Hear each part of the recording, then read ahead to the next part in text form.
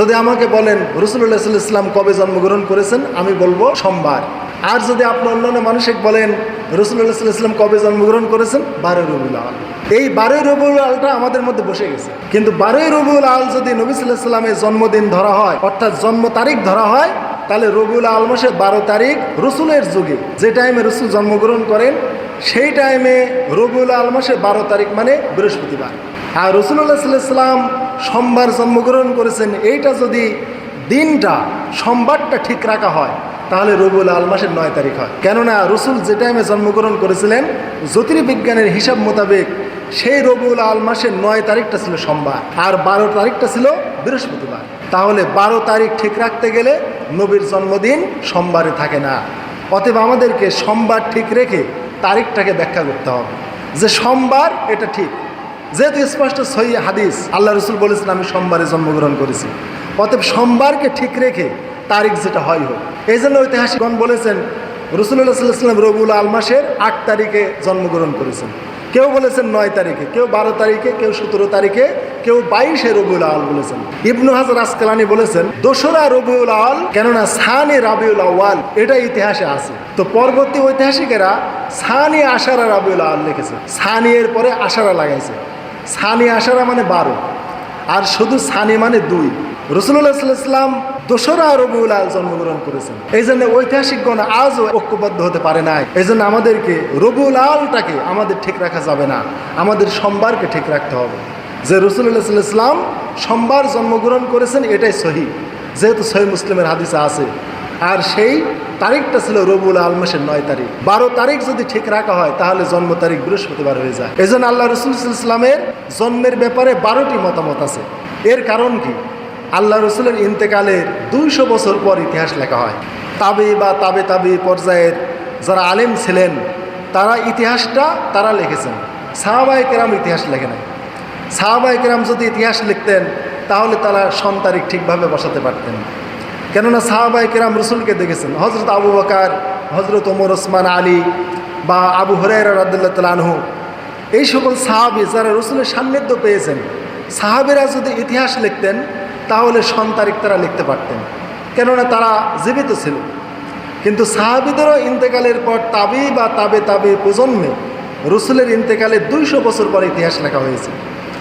আর ওই ইতিহাস লিখতে গিয়ে তারা এই সন তারিখ নিয়ে মতভেদ করেছেন। যেমন আল্লাহ রাসূলুল্লাহ সাল্লাল্লাহু আলাইহি ওয়াসাল্লাম জন্মগ্রহণের ব্যাপারে 8টি মাসের কথা উল্লেখ করেছেন ঐতিহাসিকগণ। কত ঐতিহাসিক বলেছেন মুহররম মাসে জন্মগ্রহণ করেছেন, কেউ বলেছেন সফর মাসে, কেউ রবিউল আউয়াল মাসে, কেউ রবিউস সানি, কেউ বলেছেন রজব মাসে, কেউ বলেছেন রমাদান মাসে। এরকম 8টা মাসের কথা বলেছেন, যে এই 8টা মাসে যে কোনো এক মাসে আল্লাহ রসুল জন্মগ্রহণ করেছেন। যারা বলেছেন রসুল রবিউল আউয়াল মাসে জন্মগ্রহণ করেছেন তারা আবার 4-5টা মতামত দিয়েছেন যে আল্লাহ রসুল রবিউল আউয়াল মাসের 2 তারিখে জন্মগ্রহণ করেছেন, কেউ বলেন 8 তারিখে, কেউ বলেন 9 তারিখে, কেউ বলেন 12 তারিখে, কেউ বলেন 17 তারিখে, কেউ বলেন 22 রবিউল আউয়াল রসুল জন্মগ্রহণ করেন। তাহলে রবিউল আউয়াল মাসের ব্যাপারে 6টা মতামত। তার মানে সন তারিখ নিয়ে জন্য মাতামাতি করা যাবে না। 12 রবিউল আউয়ালকে নির্ধারণ করে ওই দিনে কিছু সুন্নি সালাত করে মসজিদে ওয়াজ আলোচনা করে নবীর জন্মদিন পালন করে দিলাম, এর মধ্যে কোনো মর্যাদা নাই। এজন্য হাজিরিন, আমরা নির্দিষ্ট করে ফেলি, ইসলামে নির্দিষ্ট নাই এই সন তারিখ। এজন্য কোনো ঐতিহাসিকও ঐক্যবদ্ধ হতে পারে নাই। 12 রবিউল আউয়াল নবী জন্মগ্রহণ করেছেন এর উপরে ঐক্যবদ্ধ হতে পারে নাই। এমনকি আধুনিক জ্যোতির্বিজ্ঞান দ্বারা গবেষণা করে দেখা গেছে যে রাসূলুল্লাহ সাল্লাল্লাহু আলাইহি ওয়াসাল্লামের জন্ম যদি সোমবারকে ঠিক রাখা হয় তাহলে 9 রবিউল আউয়াল নবীর জন্ম তারিখ হয়, 12 রবিউল আউয়াল নবীর জন্ম হয় না। সোমবার স্পষ্ট হাদিস আছে, সহিহ মুসলিমের হাদিস। রসুল সোমবারে রোজা রাখতেন, সাহাবায়ে কেরাম বলতেন কেন রোজা রাখেন? রসুল বললেন জাকা বুলিত্তিয়াম, এই দিনে আল্লাহ তাআলা আমাকে জন্ম দিয়েছেন। তাহলে সোমবারের দিনকে যদি নবীর জন্মদিন ঠিক রাখা হয় তাহলে 12 রবিউল আউয়াল মিলে না, মিলে 9 রবিউল আউয়াল। এই জন্য আধুনিক গাণিতিক হিসাব অনুযায়ী, জ্যোতির্বিজ্ঞানের হিসাব অনুযায়ী রসুলের জন্মদিন যদি সোমবার ঠিক রাখা হয় হাদিসের আলোকে, তাহলে রবিউল আউয়াল মাসের 9 তারিখে নবী জন্মগ্রহণ করেছেন। 12 তারিখ ধরলে পারে সোমবার পার হয়ে যায়, মঙ্গল, বুধ, বৃহস্পতিবার। তাহলে 12 রবিউল আউয়াল যদি নবীর জন্ম তারিখ ধরা হয় তাহলে বৃহস্পতিবারে নবীর জন্ম হয়। অথচ হাদিসে আছে রাসূলুল্লাহ সাল্লাল্লাহু আলাইহি ওয়াসাল্লামের জন্মদিন সোমবার।